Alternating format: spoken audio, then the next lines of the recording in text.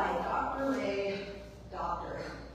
D-O-K-T-O-R, from Gregory's page. And he said many people who say that they do their inner work preach shadow work, yet rarely touch their hidden shadow because it doesn't show up in a casual therapy session or during a download in an ayahuasca ceremony. It happens in real time when your partner won't let up with questions, when your child tells you you're a hypocrite, or when you get uncomfortable feedback at work. That defensiveness, that urge to blame, retreat, or attack is your shadow. Man. Can you sit in it? Can you sit with love instead of needing to be right? Because the people in your life, messy or not, might just be earth angels, triggering the S-H-I-T out of you to transform resistance into the light. Yeah. Those angels that make us learn our lessons, right? Those difficult people in our lives that we just want to belly slap sometimes. Yeah, and I call them sandpaper angels. That's what I call them. Because they rough me up. Not always easy. So, yeah, today we're going to talk about our shadow. Yeah, and I found out when I started to write this talk a couple weeks ago that you can't talk about shadow without talking about the light. Yeah. Do you guys remember that song, Moon Shadow by Cat Stevens? Yeah. You know, Cat Stevens, some of his lyrics are kind of cryptic. Even sometimes the way he uses his voice is a little broad. But I wanted to know what Moon Shadow is all about. So I looked it up. And this is what it said. Moon Shadow by Cat Stevens is about finding optimism and joy in the present moment. Even when faced with adversity like the guiding light in the darkness. The song draws inspiration from Stevens' childhood experience of seeing his own moon shadow for the very first time on a beach in Spain, leading to a realization that one can choose to see the good and be joyful despite losses and suffering. That nasty word, suffering. I'm sorry. Stevens himself called it the optimist's anthem, emphasizing the idea that there's always something positive to look forward to in any situation. Yeah, so that's what moon shadow means. So I like that. And we were talking about shadows, whatever kind of shadow. Honest to life. We would bring us moon shadow. Okay, great. See you guys later? Sure. Yeah.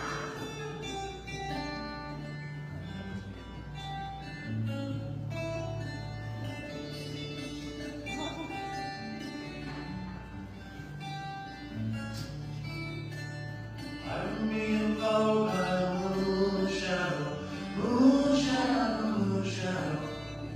Sleeping and loving on a moon shadow, moon shadow.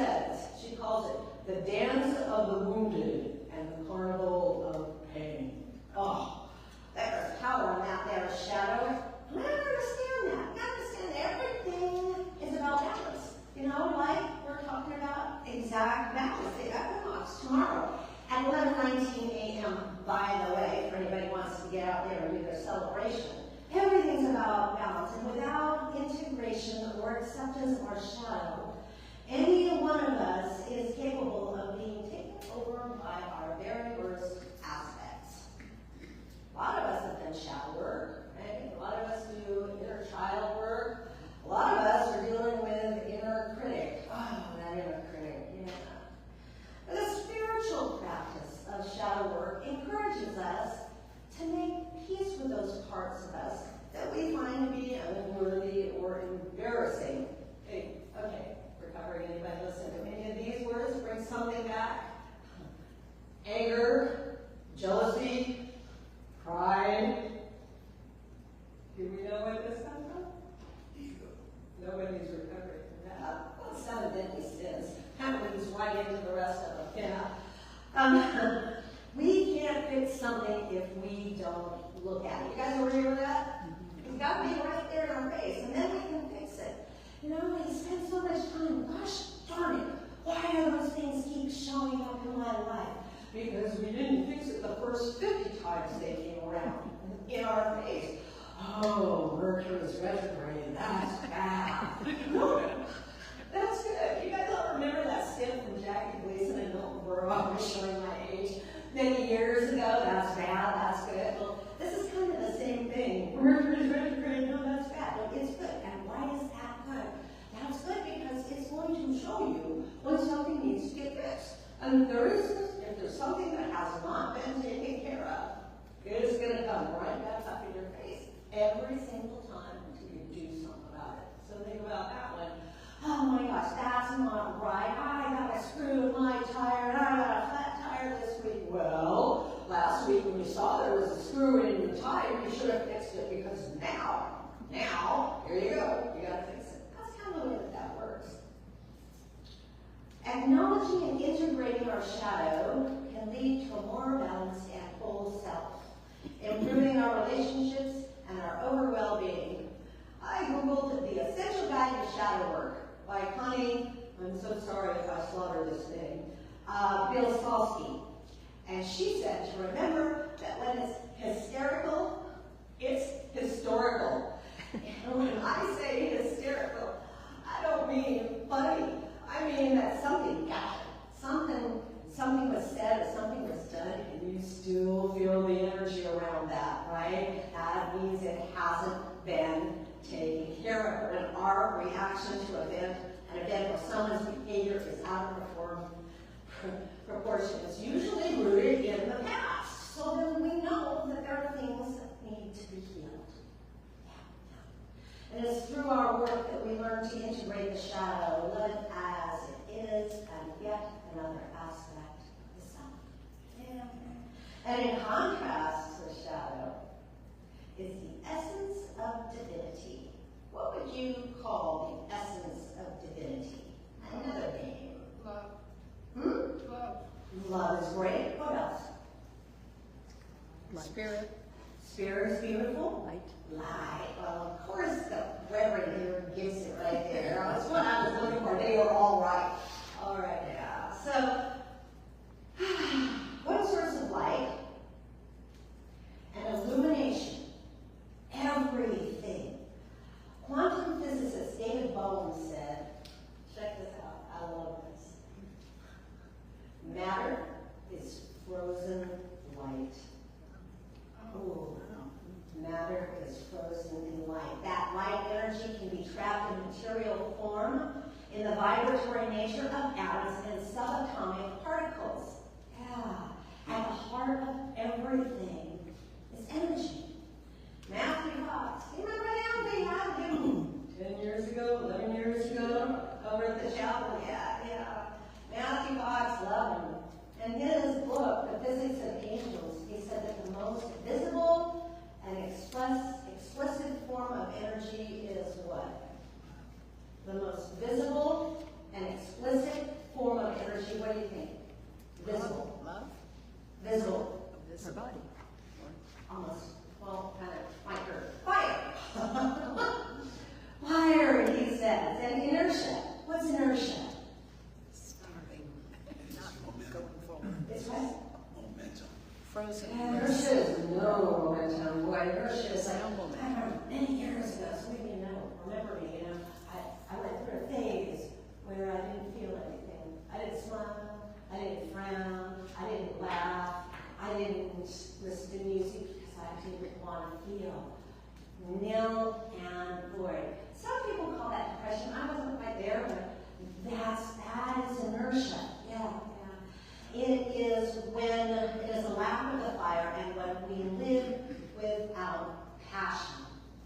We live out without passion. Yeah. It is the fire that melts, the fire that inspires, and the fire that transforms all things. And we're starting to sit down and talk about earlier this morning. Show up in the energy of light. When you get here and you show up in that light that you are, that divine spark of spirit that is in every single one of you. Spirit is energy. All of it. All of it. Remember the story? Maybe I'm a little out of bounds here, but the prodigal son. Y'all remember the story of the prodigal son, right?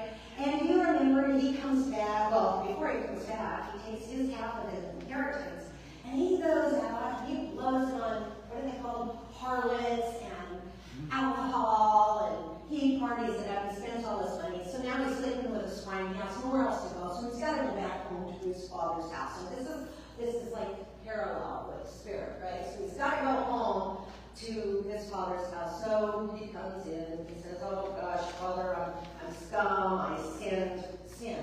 What's that word, sin mean? Miss the mark. Miss the mark, yeah. Miss the mark. Good. You're a good teacher when you've been doing this a while, right? Sin, miss the mark, made a mistake. Oh, I sin, Father, I sin. Well, you know what Father says to him? Anybody know? No, I'll say one word to him. You know what he does? He calls for the servants. He said, we're going to have a party. My son has come back home. Get the robe, get the ring, get the fatted calf. I don't like that part. But we're going to have a party. And Ernest Holmes, I know I put it on here somewhere.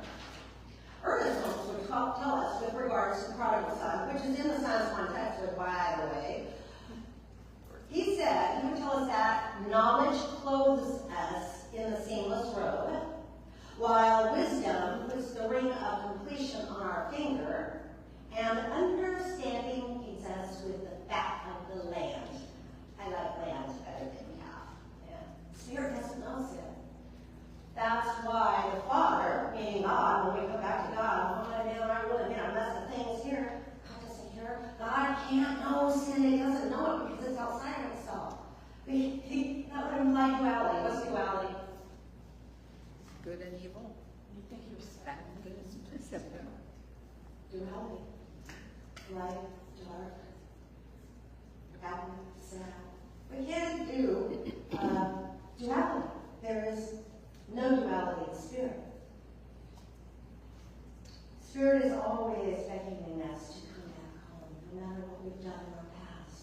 It doesn't care, it doesn't see our shadows, it only sees that light. And Meister Eckhart said, the eye with which I see God is the same eye that God sees me. We are in conscious union with Spirit when we feel and we express goodness, peace, love, justice, truth. Then we are in alignment with the Spirit. So let's live with love and gratitude as we pass through each condition that planet, classroom, earth has shoved our way. It's through the darkness that we know the light. When I was Ellen Boyd and I saw that little light come through, finally after years doing my spiritual work, the light shined through and I stepped in. And I knew that darkness only because I see what the light is now. And I know the light because I've been in the darkness. What appeared as darkness. Do you ever sit in silence on purpose? Right, there's a beautiful power in silence. You ever think about astronauts out in space, just floating there with nothing but divine silence? Or the divers that go to the bottom of the ocean. Divine silence. Such great power in that silence. Or whether you're sitting in your prayer chair every morning, because I know you all are, and you sit in that beautiful silence. Yeah. Maybe we begin to think with our heart instead of our thoughts when we're there. Maybe we lower our blood pressure or our anxiety. Maybe we're in a place where fear no longer exists because we're no longer using our mind to entertain that emotion. Because where does spirit start? It starts in our brain. That's not spirit. Spirit doesn't know, like we said, it doesn't know that. But our brain makes that happen because situation and circumstance. Yeah. Spirit can only speak to us in the silence between our flesh. So we need to get quiet on purpose. And this is where we open up to the universal frequencies. And spirit takes us by the hand and guides us. All right. You know, we got a lot of laws in the universe. Y'all know that, right? Anybody ever heard of the law of correspondence? Oh, good. Oh, but it goes from the belief to what? To the Thing. thing. Thank you. Now listen to her. She's pretty knowledgeable. And it's up to us to provide a mental, okay, you guys? It's up to us to provide a mental equivalent through which the unfolding of consciousness happens. And it happens through prayer and meditation. Y'all know what a mental equivalent is? Yeah, right? Okay, we're going, oh my gosh, I feel so great. Life is wonderful, love is wonderful, I'm happy, I'm joyous, I'm prosperous. And the universe says, oh, really? And the universe matches it, right? And it says, oh, you feel great like that? Here, there you go. And I'm off. I don't speak anymore, right? Nope. I think I just went out of power. Huh? Yeah, You're good. Okay, great. I was on a roll. Still on. Now I need my hand again. Here I am in that spot. Okay, so you're feeling like really. Oh yeah, Correspondent. crummy. Mental equivalent. And I'm feeling really crummy and sad and upset and nothing goes right and I'm scum and and we're up here and the universe goes, oh, is that what you like? Okay, here, come more of that. And that's what we get more of. Yeah, that's our mental equivalent. So we need to be careful what our dominant thoughts are because once we get those dominant thoughts, they drop down into our heart and it's game on. So if we want to be happy, let's just kind of stay in the energy of happy. Yeah. Okay, so this helps us to sense and feel the active principle of our lives when we pay attention to that. The mystics have called this the angel of God's presence. And angels, Matthew Fox says that they are the announcers of divine silence. No longer do we need to dwell on limited thoughts, but to dwell upon that beautiful magnitude of the universe. You see that thing on social media where you've got the big universe and the planets and the moons and the stars and the quasars and all those things, and that little arrow says you're here. That's right, that's how little, how tiny we are. How can we not be powerful in our own life? Yeah. So this is the place of infinite potentiality where we find ourselves singing that beautiful silence while we're praying, and we acknowledge the beautiful presence of Spirit. Yeah. What can you see for yourself? What do you want to feel like? Do you want oceans and oceans of your good? Or do you want, as Ernest Holmes would say, a little thimble? Because the universe will say, whatever it is, here you go. Might as well not put a limitation on yourself. This is the law of correspondence at its finest. Nothing is real to us unless we let it touch us. If life isn't working, it merely reflects, this is Marianne Williamson again, a raging battlefield in the mind. Your practitioners and your ministers, they all know what's going on inside of your head by what is showing up in your life. All those demonstrations that you have, doesn't take much to find out what's going on there. Yeah, so go back to the silence. Come back to the peace. Begin to affirm the good and the true and live in that. And may the anger dissipate and the love grow beyond anything that we thought possible. Let us integrate the shadows with the light. Let us love life and everything in it. Let us demonstrate the love of the light and the life every moment of every day. In all your shadows and all of your light, you are perfect exactly as you are. Repeat after me. I accept all of my shadows and all of my light. I accept all of my shadows and all my light. This is what makes me a unique child of the universe. This is what makes me a unique child of the universe. Do you believe it? Yeah. I'm serious. I'm so